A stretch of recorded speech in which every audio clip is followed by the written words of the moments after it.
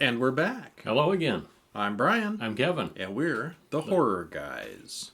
You betcha.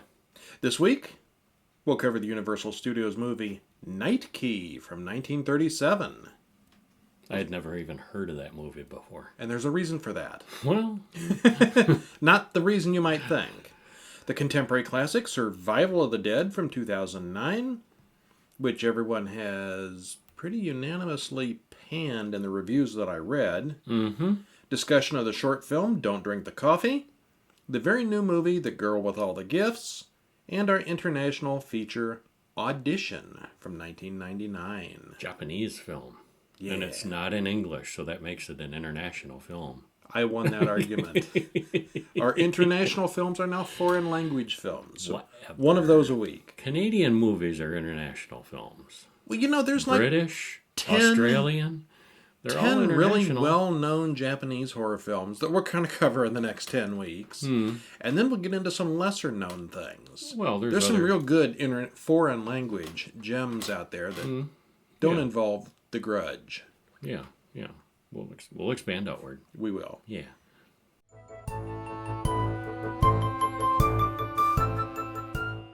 So anyway, what did we see? We saw Night Key We did. from 1937. Okay. Or did you want to talk about more intro stuff first? More intro stuff, like our Twitter, at horrorbulletin.com, or our website, horrorguys.com. Yeah. Nah, I don't want to talk about don't those. mention those at all. No. Don't talk about Horror Bulletin. You know, we're always plugging our Patreon and the website and the Facebook. You know, if you don't care about that, don't care about that. But one thing you can do for us, share this episode. Tell somebody else about it. Share it on your Facebook. Share it on your Twitter. Spread the news. Yeah. We're here and we're awesome. Yeah.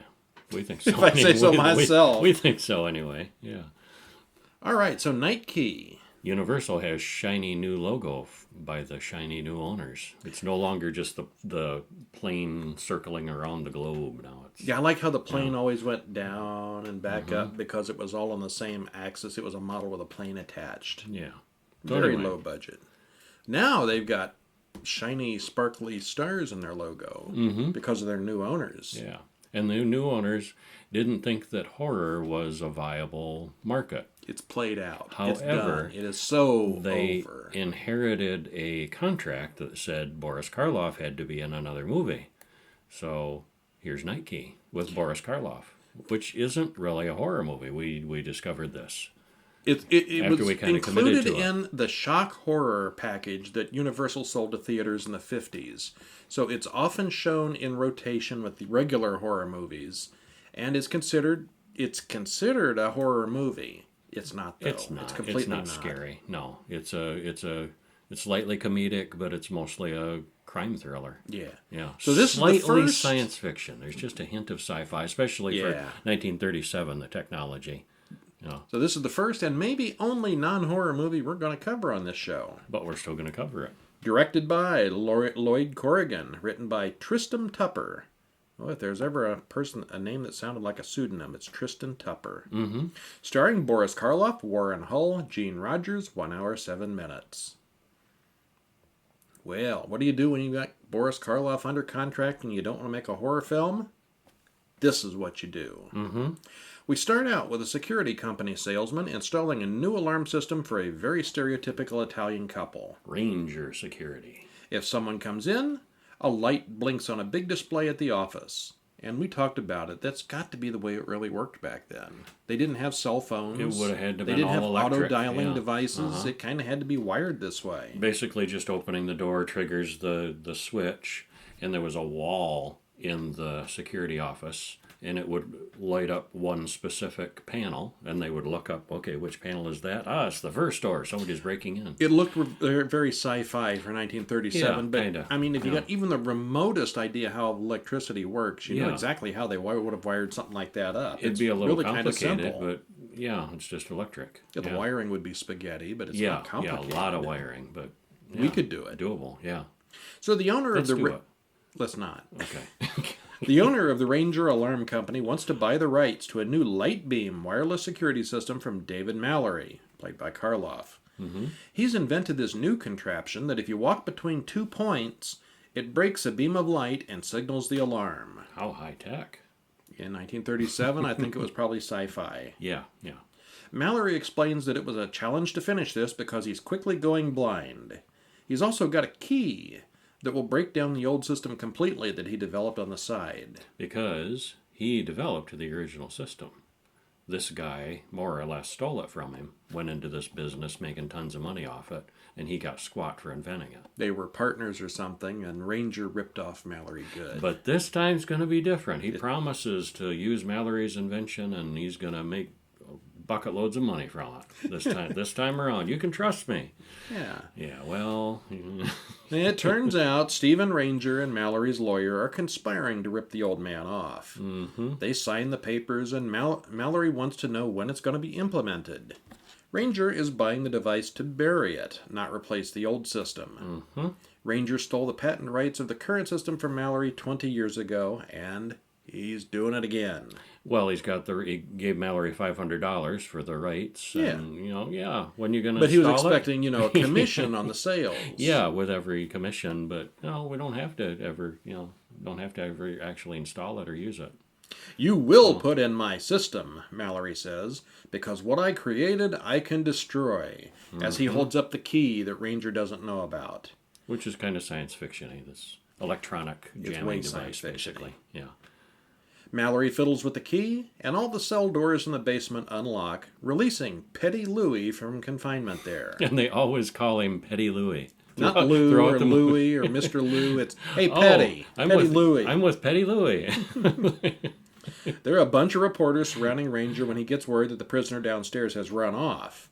On the wall of the cell is scrawled, "What I create, I can destroy." Signed, The Night Key. He kind of becomes a dark superhero, sort of.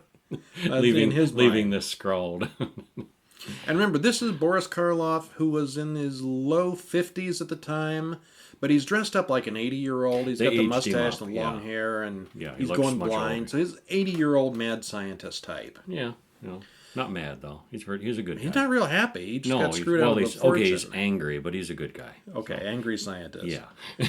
The thief, Petty Louie, helps Mallory find his way home when his glasses get smashed. Ranger's men come looking for Mallory, but Louie alerts him that they're coming. Mallory and Louie then break into a clock shop, but they don't steal anything. They just move all the stuff in the shop around. And set all the clocks to go off. Oh, yeah. All the alarms to go off at the same time. Alarm clocks, I mean. They also leave a message. There is so little time left. Signed, The Night Key. Night Key is making a laughingstock out of Ranger security. Louie wants to actually rob the places, but Mallory won't hear of it. His goal is to humiliate Ranger. Because Mallory's device, when he activates it, it disables the alarm, so you open the door, the alarm doesn't go off. It fools the alarm to think it's a continuous circuit still. And then they fiddle with the stuff, leave the door open, and then either leave the vicinity or turn the device off. Then the alarm goes off. Yeah, but they purposely set the alarm off when they're done. But they're free and clear and, far away by the time it, Yeah. Yeah. So he's making a jackass out of them. Yeah. And it's working. Yeah, it is. Jim Travers, who works for Ranger, likes Mallory's daughter, who flirts right back with him. He stalks her all over town. He really does like her, even though he wears more eye makeup than she does. Yeah, that was noticeable. Yeah, of all the characters, way too much eye makeup on that guy. In every scene, too. Yeah. Picture, Johnny Depp, Pirates of the Caribbean, only he's a security guard. Fire that makeup person. Yeah. The press makes a big deal out of the Night Key, and the real gangsters soon take note of it. A guy with a talent like that should be working for me, says the kid. The kid's men find Louie quickly, and of course Louie is a sellout. Petty Louie. Petty Louie is a sellout. He always is. Yeah. Getting a little too familiar there. The gang captures Mallory and cracks the safe in the latest jewelry store. Now the real robberies are going to begin. The gang takes Mallory to break into a fur shop, but Mallory sets off the alarm instead of turning it off. They need some kind of leverage to get him to cooperate. His daughter. Yeah. Louie and Fingers stake out... Fingers is one of the goons. Yeah. Stake out Joan, Mallory's daughter. But Louie scrawls a note on the table. Send police to ABC Delivery Company. They then grab his daughter and take her to the kid. Travers comes in right afterwards, but the waitress has already erased everything but ABCDE. What is ABCDE? Livery Company. Livery. Which he later has to work out for himself. Meanwhile, Mallory and Louie have a plan. They get just far enough away to run into Travers. Mallory and Travers then go off to rescue Joan. Mallory sets it up so that when they use the key, the alarm will turn on. Well, the alarm will work. He's actually disabled all the alarms. Right. Except the one that gets used. Well, it's kind of backwards. Yeah, he reversed the polarity of the whole system. So when the device is used, it'll set off an alarm instead of blocking the alarm.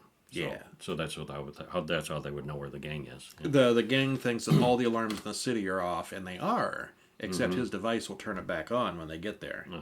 So the cops catch up with the kid's gang while Mallory releases Joan. The kid gets in the car with Mallory and Joan and drives off. There's a very fast car chase, but Mallory uses his key to sabotage the car's engine. It's universal. You just dial a different frequency and it'll jam a car too. Yeah. You sonic screwdriver, anyone? All the electronics, well, not electronics, the electrics in the car. The cops grab the kid, Travers grabs Joan, and Mallory and Ranger finally make peace. The end. Yeah, a happy ending. What'd you think? Overall, for a non-horror movie. Overall, I enjoyed it. Yeah, it was all right. I thought it was pretty. I thought it was pretty fun. Yeah.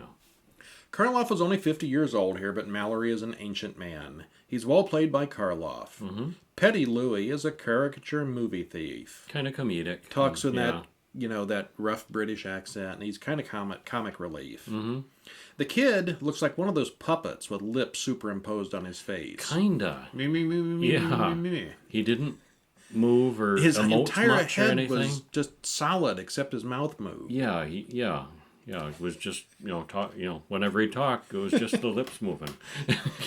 The electrical equipment looks like it was stolen from the Frankenstein set. Maybe some of it was. But the special effects are pretty good for a movie of the period. Yeah, I thought so. There's a neat trick where they drive a car into the back of a moving van as a disguise. Now, we've seen this trick hundreds of times since, but it was probably a new idea when this came out. Yeah. The movie has a definite sci-fi slant to it, and it's absolutely not a horror movie. No scares at all. Again, it was released with a Thrills shock and theater chills, package, so it gets in on a technicality. But it was entertaining as a fun gangster sci-fi adventure. But other than having Karloff in it, there's no horror here. Yeah. Thumbs up if you're looking for something a little different. But again, it is something a little different. Yeah, not horror like we expected. Yeah. Not even. Yeah. What are we doing next week in the old one? Is it Son of Frankenstein? I think so. That's a horror movie. That's a horror movie. Yeah.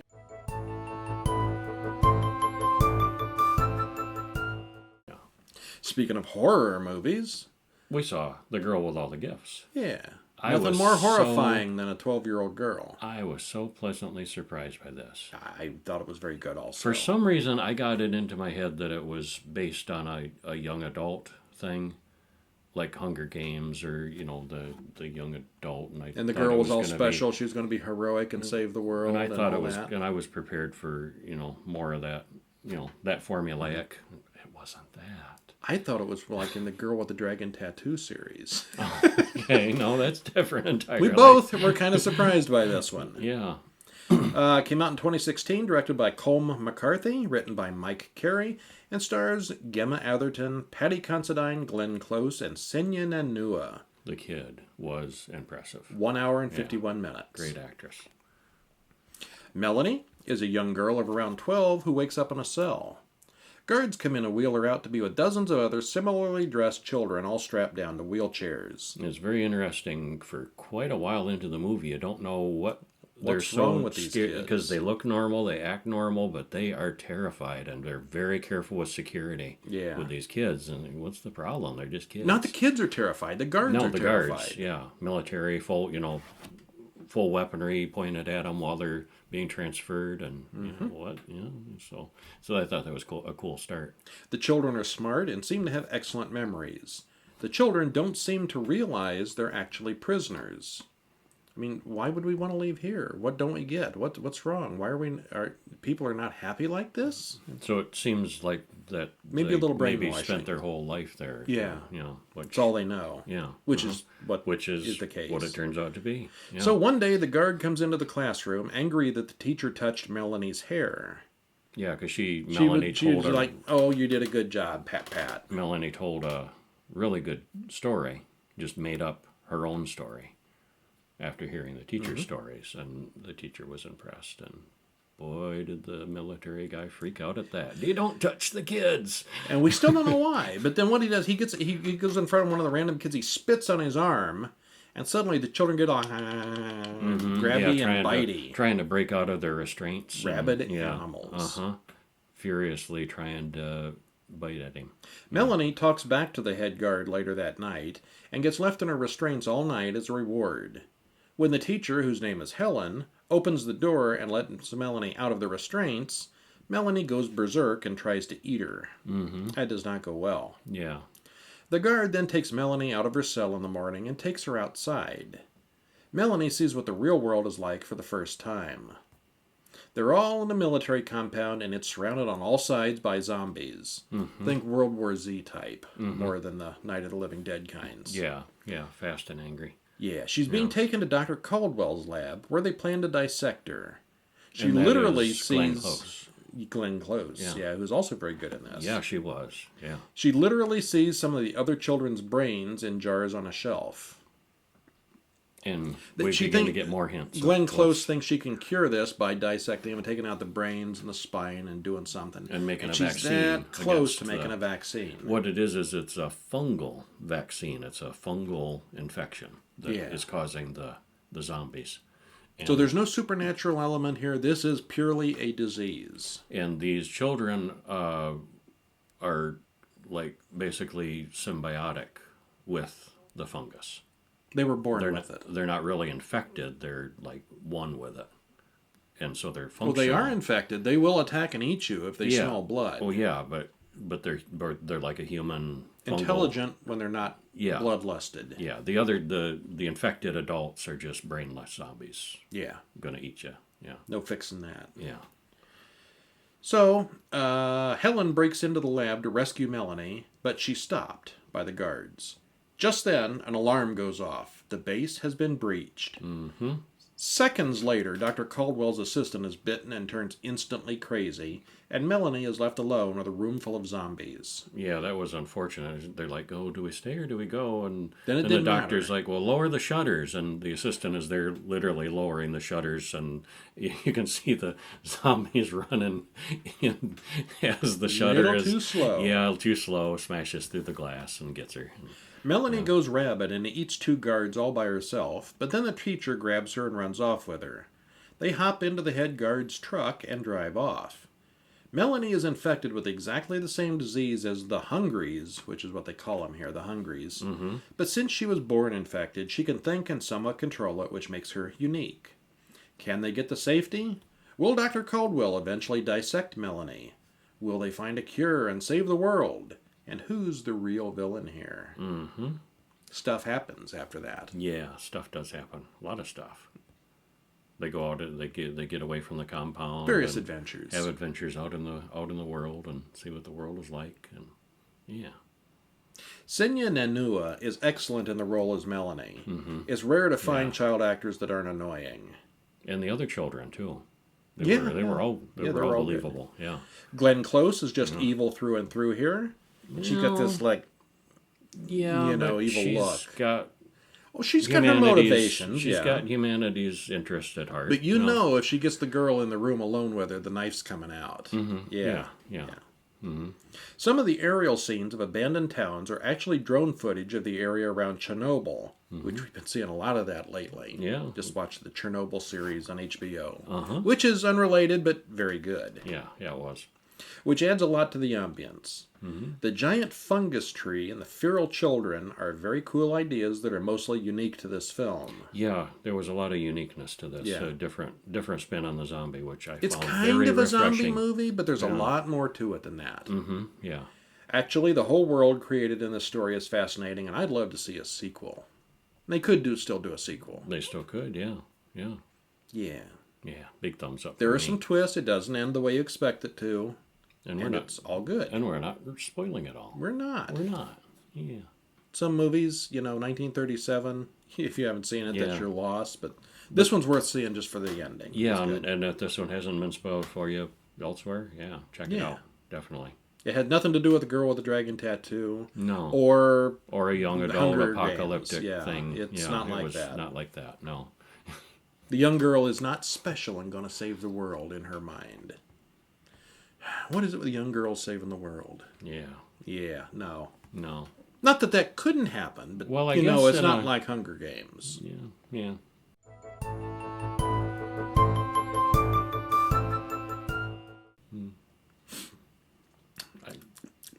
Yeah. Hungry now? No, but You I want could use some coffee. coffee. You want some coffee. Don't Drink the Coffee, short film from 2019. 2 minutes, 51 seconds, available on YouTube. Link in the show notes. Written, directed by Alex Bale, starring Kate Lopez and Grace Yao. Under 3 minutes. YouTube link in the show notes. Do we get the girl's name? I don't think so. Okay. No, no She- character names. She No. makes some coffee in the break room, and it's good. I love me some coffee. Yeah, then the lights go out. She sees a weird shadow on the wall, and what is it? It's a large bird head eagle-beaked man with a Yeah. huge syringe. Picture the eagle from the Muppet Show. Well, His profile. at first I thought it was a plague doctor. Yeah, but- with the pointy beak But nose. then you do see it's more of a bird. Yeah. No, you really don't because it's Well, dark. it's but, shadowy, it's a but- black silhouette. But he's carrying this huge syringe, which he fills with coffee. Arms come from nowhere and hold her still while the creature jabs the needle into her eye. There's a lot of the eye jabbing this week, as you're going to find out. Yeah. And she wakes up and we see the syringe laying there. I like my caffeine, but I don't need it intravenously. This was well shot and well acted. You couldn't really see the creature, which was probably for the best. And of course, the needle in the eye was completely cringeworthy in a good way. Go see this one, it's great. I thought it was chilling. And it had coffee. And it had coffee. Yeah. I like coffee. I like coffee a lot. So What else? now I want it intravenously.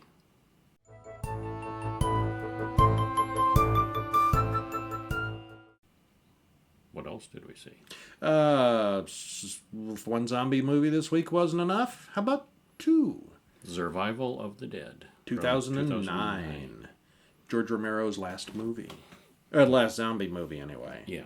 Starring Ellen Van Sprang, Kenneth Welsh, and Kathleen Monroe, hour and 30 minutes. Now, okay, this is officially in the Romero universe. You got Night of the Living Dead, Dawn of the Dead, Day of the Dead, Land of the Dead, Diary of the Dead, which we're going to have to see sometime. We have not seen Diary of the Dead yet. Right. And now Survival of the Dead. So there's 6 of them officially in the series. Yep. And Romero had planned on making 2 more before he died in 2017. And he could have. I mean, there's survivors, and yeah. Walking Dead, there's plenty of stories there. Yeah. There's always more. Oh yeah. Okay, well, we start out, again, in a military base that is in the process of being overrun by zombies. We get a couple of good gore shots, and then the credits roll. Same movie? No, different movie. No. The real story starts on Plum Island off the coast of Delaware. Which was confusing. 6 because days after the dead start to turn. It's like this Irish village. And For some reason- Plum Island, Ireland? No, Delaware Ireland? We literally looked it up on Google Maps to find out where this was. Because Delaware, you know where Delaware is. It's over there on the right side of the United States. It sounded, But they looked, were all they dressed. Irish. It could have been Irish. And then we looked it up, and there is a Delaware, Ireland. But not a... But that's no, not it it really either. was it, yeah. And then the other clan is cowboys, which... Well, they're made Irish about as speaking much too. Not nearly as much. They all thought they were cowboys. Cowboys versus Irish. The other ones brought Ireland with them, and yeah, it was a little weird. And this is modern times, of course. So this is not like old times. No, For some reason, everyone on this island in Delaware is Irish. Old Man O'Flynn gets a group of local men together and starts to clean up all the zombies on the small island. They get into a dispute with the Muldoon family, who thinks killing zombies is wrong, and O'Flynn is exiled. Of course, we've seen all these movies before. We know O'Flynn is really right. You can't do anything with these zombies. Yeah. Yeah, they can't be cured or tamed or, yeah. Not 3 really. weeks later, in Philadelphia, we're back to the soldiers from the pre-credit sequence. They now kill a group of hunters in the woods. They see a video from O'Flynn, probably on YouTube it looks like, advertising that Plum Island is safe and under control. The group decides to drive there and check out the allegedly safe island. So at this point I want to say like and subscribe to our YouTube channel, because even if there's a zombie apocalypse, YouTube is still going to be here. Absolutely, yeah. There's a one-sided battle between O'Flynn's men and the soldiers, which leaves only Mr. O'Flynn and the 5 soldiers alive. They take a ferry to the island. And of course, getting the ferry to, it's all a big thing. There's drama, and it's not that easy, no. Kind of a comic relief shootout. A little bit. Sort of. Yeah. O'Flynn's dead daughter rides past them on a horse. O'Flynn and the Sarge join up to kill Muldoon. In the meantime, Muldoon has taken the dead villagers and chained them in place so they can stay with them. Except he seems to kill more of them than he saves. Yeah, but he's kind of got this idea that they're living portraits, that as long as they're not dead, they're still they're there. still with us, like like portraits and memories, and so he keeps them chained up, except for the ones that go after him, and then he shoots them. Yeah, he shoots them in self-defense. He kills plenty of them, but Muldoon thinks he can train the dead to eat something other than the living. He's even got his wife chained up in the kitchen.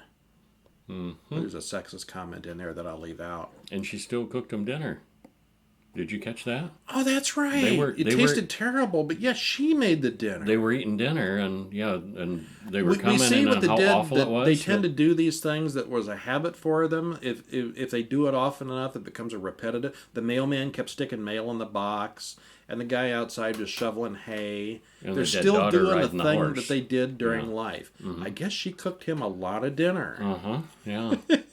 Well, he expressed the opinion that women belong in the kitchen and children belong quiet somewhere. Which implied his children were chained up in their bedroom or something, playing quietly. It turns out that O'Flynn had 2 twin daughters, Janet and Jane. Yeah. Jane is dead, and Janet is still alive, and explains the feud on the island to Sarge. The 2 groups meet, and there's a gunfight.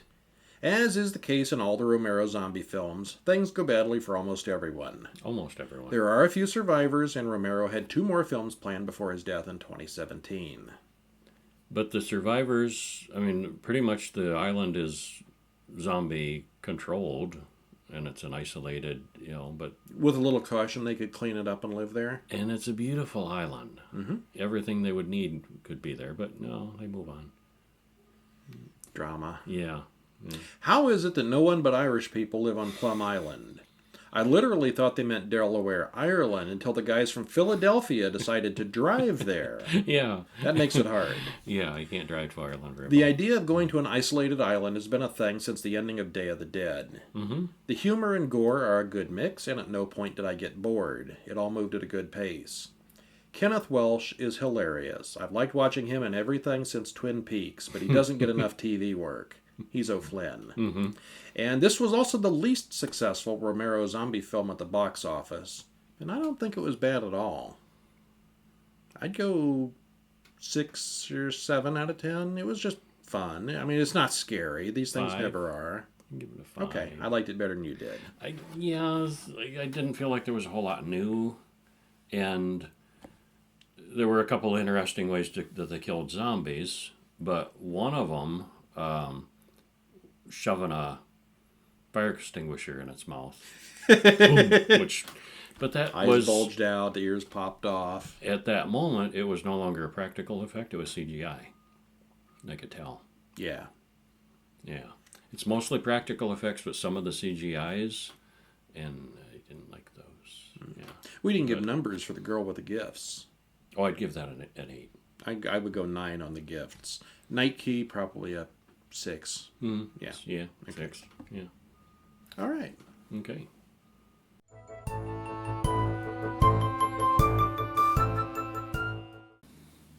And then we saw an international film, foreign language, subtitled. Mm-hmm. What was it? In Japanese, Audition, from 1999.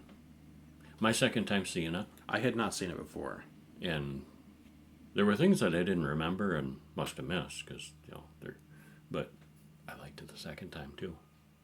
Yeah, it's a strange movie. I'd heard a lot about it. Everybody says, oh, it's got this great torture scene in it. Mm-hmm.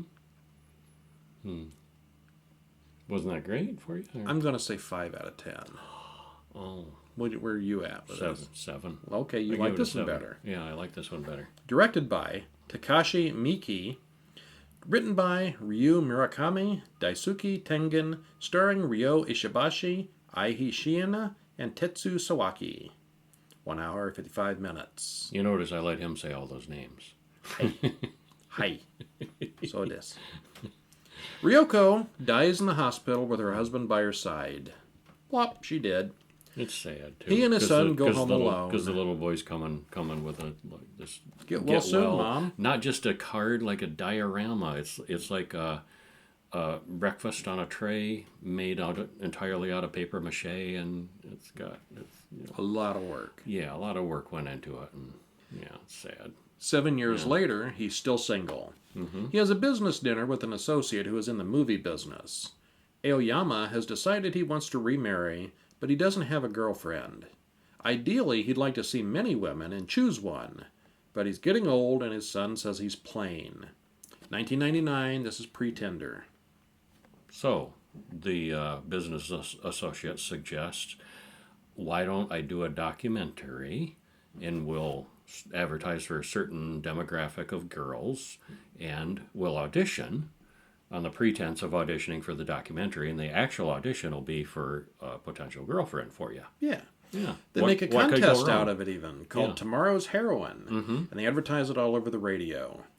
Aoyama reads many applications and says, it's like buying my first car.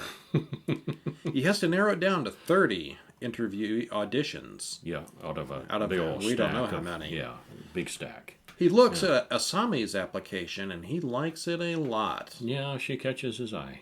Yeah. The only one of all of them that does. Yeah. The interviews begin. Aoyama is as nervous as some of the girls. And that's kind of amusing. I think that was the latest and most amusing part of because some of them are just awful. One of them comes dressed as a cheerleader, and she's doing like these barrel rolls, and some of them just sit there. And some of them are so nervous they can't talk, and it's kind of amusing. It's probably the way it really goes. A montage of these auditions, and and it is a real project though. It's not entirely fake. I think it is fake. No, the guy really did intend on doing a business thing. Okay. It's not just entirely fake. No. Finally, Asami comes in, dead last on the list. No, she was 27. No, she was 30. She was 30? Yeah, last. Oh, okay. Before the interview is over, Aoyama is sure she's the wife for him. Mm-hmm. She was going to be a ballerina before she injured her hips, and he thinks her sadness makes her stand out. Yoshikawa has a bad feeling, and he says he doesn't like her. Just something about her seems off. Something chemical, he says. Yeah. Aoyama is not deterred. He calls her on the phone that evening, and he asks her to meet, and she agrees. Yoshikawa calls him right after he hangs up with her, and says Asami's former boss simply disappeared about a year ago. They can't reach anyone who knows her, and her references aren't panning out either. Yeah. Yoshikawa is very suspicious and warns Aoyama not to move too fast with her. But he says, he's a grown-up, I know what I'm doing, no problem. Lunch date seems normal enough. Yeah, what could go wrong? It goes really well. Yeah. Asami seems very shy on their date, but they seem to get along fine. Yeah. He waits by the phone, hoping she'll call him back. We see that Aoyama has a female co-worker who has a crush on him, but he's oblivious. Mm-hmm. His cleaning lady also seems to have a little bit of a thing going for him as well. No, I got the impression that was more chummy. She's got a family of her own, I think. She mentioned a kid. He mentioned he was looking for a girlfriend. She looked a little sad there. Oh, okay. Maybe. Yeah, maybe. Yeah. But he only has eyes for Asami. Mm-hmm.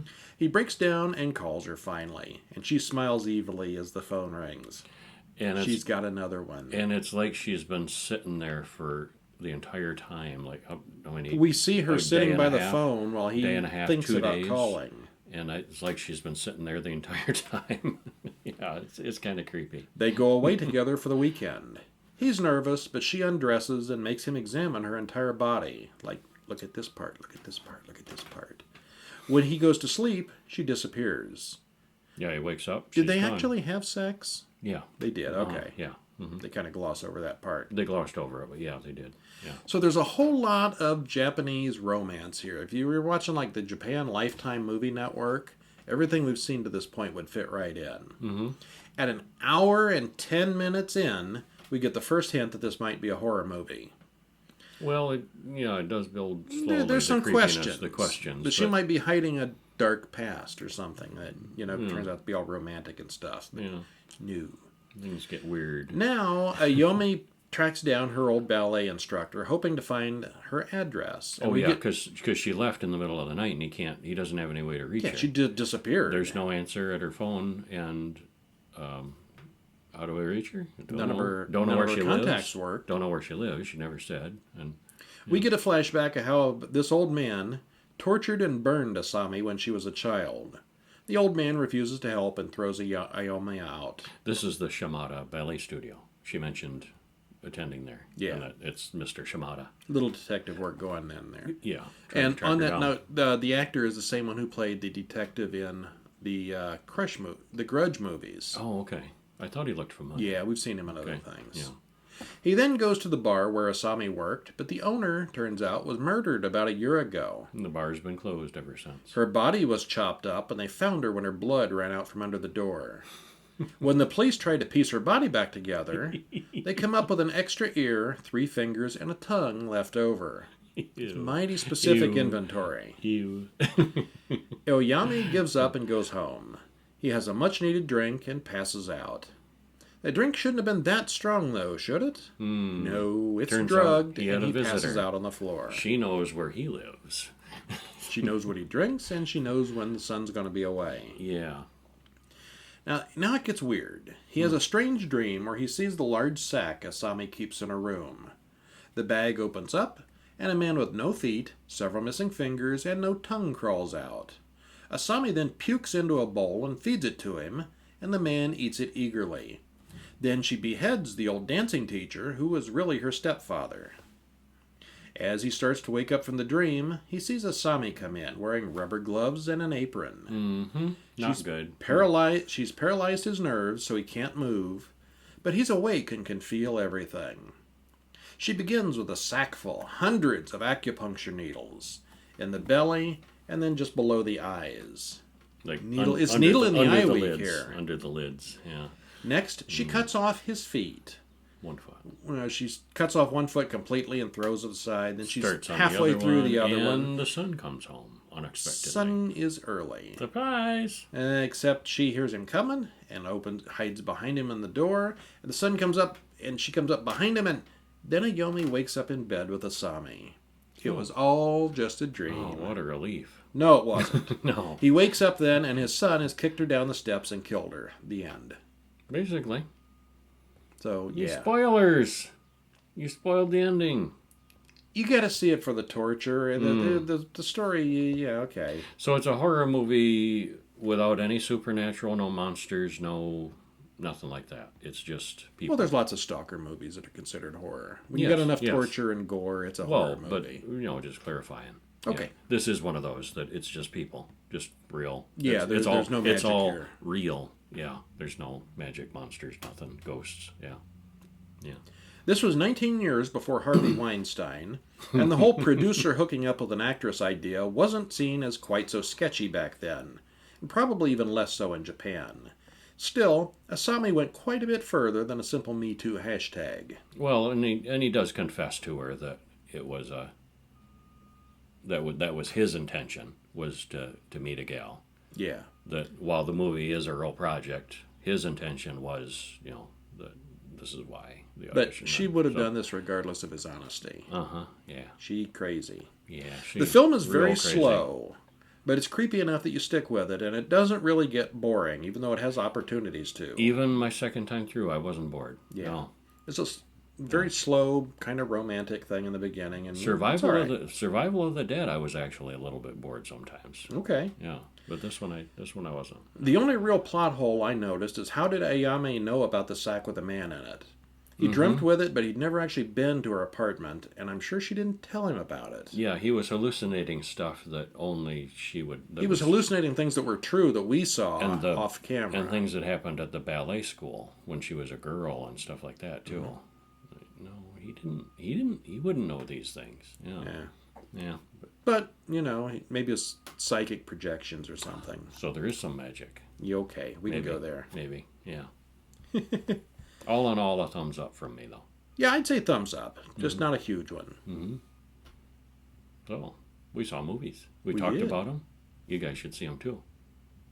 Yeah. Yeah. Next week. What do we have next week? Not those. Next week, we'll be watching the Universal Studio monster flick, Son of Frankenstein, from 1939. Never saw it. I guess they decided horror wasn't all played out. Nope. Back to it. Back to it. Contemporary classic Altered from 2006. Saw that. Love it. The Open House from 2018. Haven't seen that. And our international feature will be A Tale of Two Sisters from 2009. Also an Asian movie with subtitles. What nationality is that one? Is that one Japanese also? I think it's Japanese. It might be Korean. I don't know. I haven't seen it. Yeah. Give those a watch this week and see if your opinions matches ours. Mm-hmm. Check us out at Horror Bulletin on Twitter, Horror Guys Podcast on Facebook, or stop by at just plainoldhorrorguys.com. I'm Brian. I'm Kevin. We'll see you next week. See ya.